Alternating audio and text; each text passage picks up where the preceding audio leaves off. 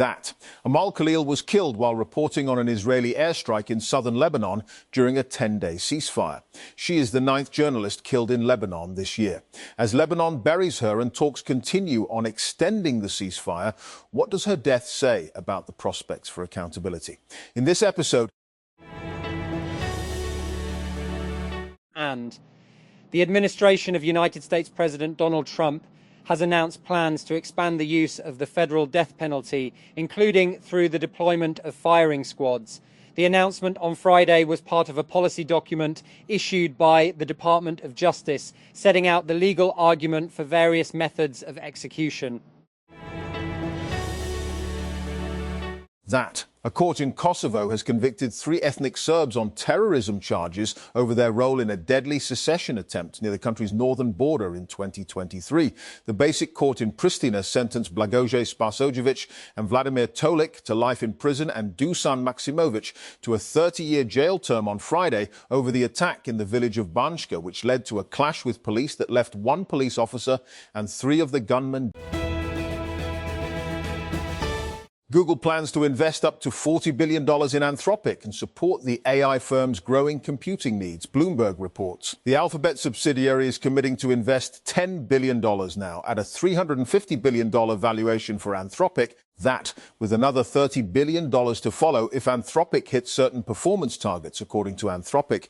The promise of investment comes after Anthropic released its latest model, Mythos, to a limited group of partners this month. That Anthropic says that Mythos is the company's most powerful model to date and has significant cybersecurity applications due to potential misuse. That Anthropic has restricted broader access while it works with select organizations to evaluate and address those risks, though the model has already fallen into unsanctioned hands. It's also likely expensive to run at scale. That the National Database and Registration Authority has launched a revamped official website aimed at transforming how citizens access identity services, data and support. The new platform is designed as a fully integrated digital system, offering easier access to key services such as CNIC, NICOP, POC, FRC, CRC and other certification processes for both local and overseas Pakistan. That Microsoft has reaffirmed its focus on improving Windows 11 quality and said future development of the operating system will be shaped by consumer feedback, especially input from Windows insiders. The company said it has brought together product experts and engineers who are focused on improving the Windows experience. That Infinix has introduced the GT50 Pro as the next model in its GT lineup following the GT30 Pro. That the company is positioning the phone as a gaming-first device and the center of a broader GT ecosystem with gaming accessories. The Infinix GT50 Pro features a 6.78-inch AMOLED display with a 5K resolution of 1208 by 2644 pixels. The screen supports a 144 Hz refresh rate, 330 Hz touch sampling rate, and up to 2800 Hz instant touch sampling. Peak brightness reaches 4,500 nits, that while Gorilla Glass 7i protects the panel. And Islamabad. Maritime Affairs Minister Junaid Anwar Chaudhry sought on Friday a detailed report on the purported hijacking of an oil tanker by pirates near Somalia, with Pakistanis said to be among the hostages. A statement issued by the Ministry of Maritime Affairs referred to the reported incident, mentioning that the crew of the hijacked vessel was said to comprise 11 Pakistanis. That the question hanging over Tehran since the opening's current war with the US and Israel is simple. Who is in charge? Formally, the answer is clear. Mojtaba Khamenei has assumed the role of supreme leader following the killing of his father, Ali Khamenei, on the first day of the war on 28 February. In the Islamic Republic system, that position is meant to be decisive. The leader has the final word on almost anything important: war, peace, and the state's strategic direction. And the EU's anti-fraud office has begun a formal investigation into Lord Peter Mandelson, who was sacked as UK ambassador to the US over his ties to late sex offender Jeffrey Epstein. Lord Mandelson served as European Trade Commissioner from 2004 to 2008. The European Commission asked the European Anti-Fraud Office, OLAF, 2 months ago to look into allegations of misconduct during that 4-year period.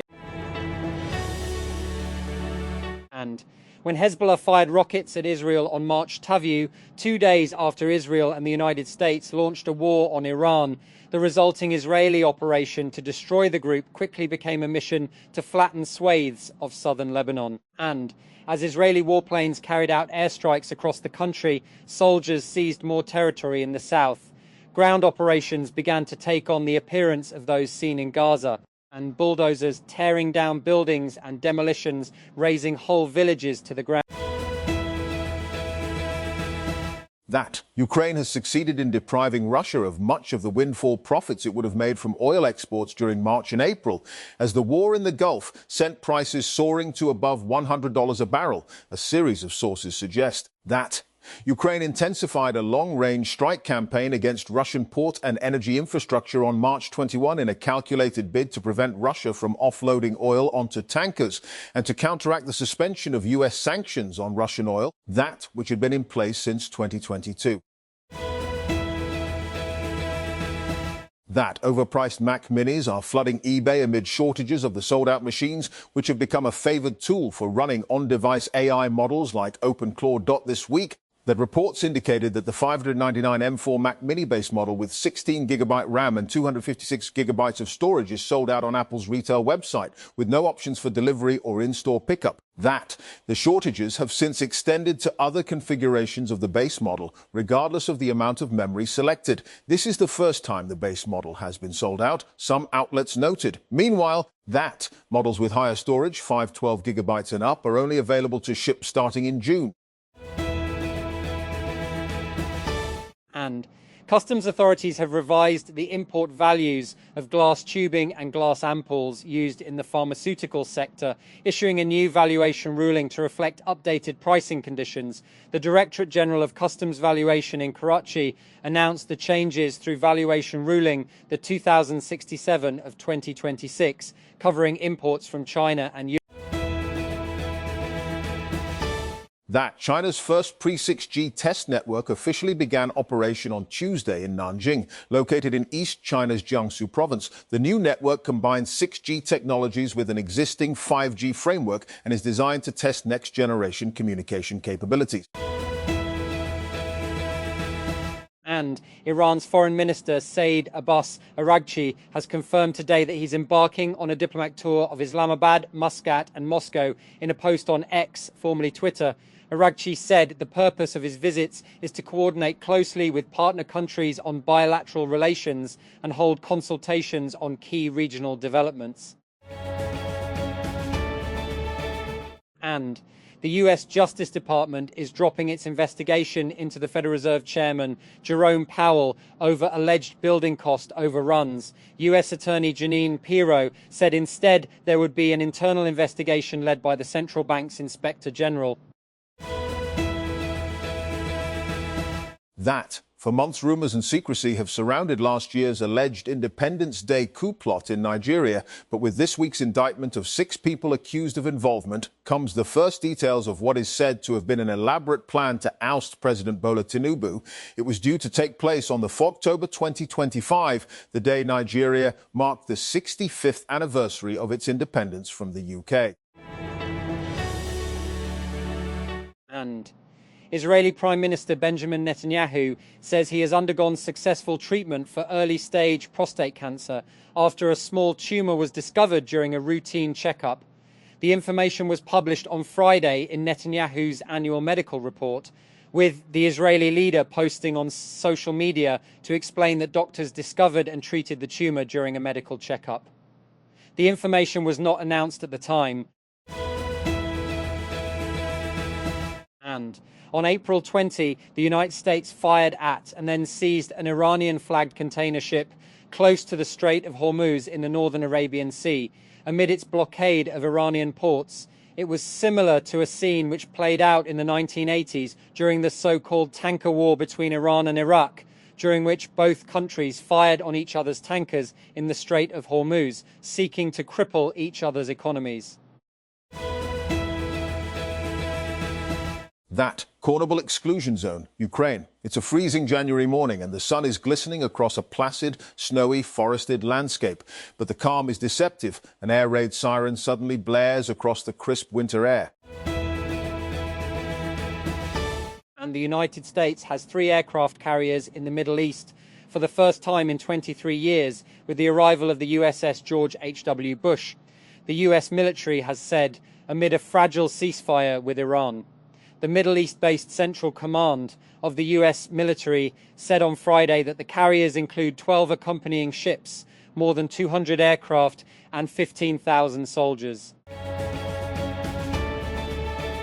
And the United States Department of Justice has ended its probe into US Federal Reserve Chair Jerome Powell, clearing a major roadblock to the confirmation of his successor, Kevin Walsh.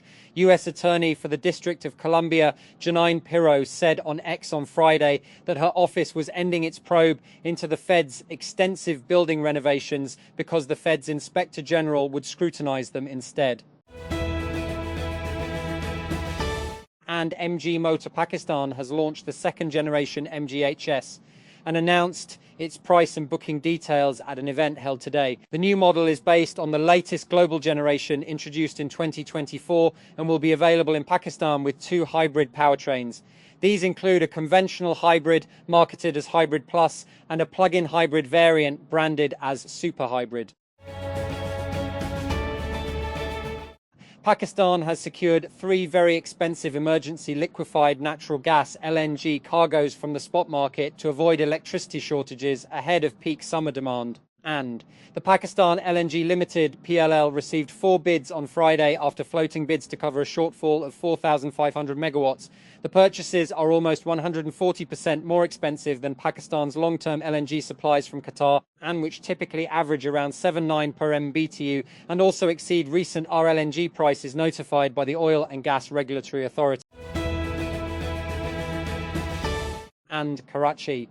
An 11-year-old boy was feared to have drowned after he could not be recovered hours after being swept away while swimming in an open water line in Karachi's Scheme 33 area on Friday. East Deputy Commissioner DC Nazrullah Basim, supervising the rescue operation, who was supervising Zahid Mohammed Khan, told Dawn that the boy, Zahid, at 2 p.m. while swimming in the Karachi Water and Sewerage Corporation KWSC's line.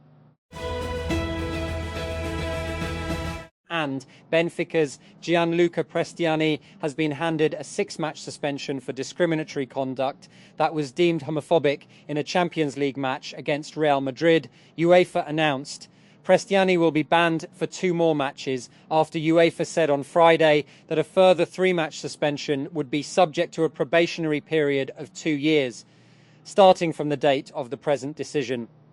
He has already served a 1-match provisional suspension. That. A UK government unit responsible for documenting Israel's possible war crimes during its genocidal war in Gaza has been shut down amid funding cuts, The Guardian has reported. The London-based newspaper on Wednesday reported that cuts within the Foreign, Commonwealth and Development Office, FCDO, have forced the International Humanitarian Law Cell to close. That. Yet another government spyware maker has been caught after its customers used fake Android apps to install its surveillance software on targets, according to a new report. On Thursday, Osservatorio Nessuno, an Italian digital rights organization that researches spyware, published a report on a new malware it calls Morpheus. The spyware, which masquerades as a phone updating app, is capable of stealing a broad range of data from an intended target's device.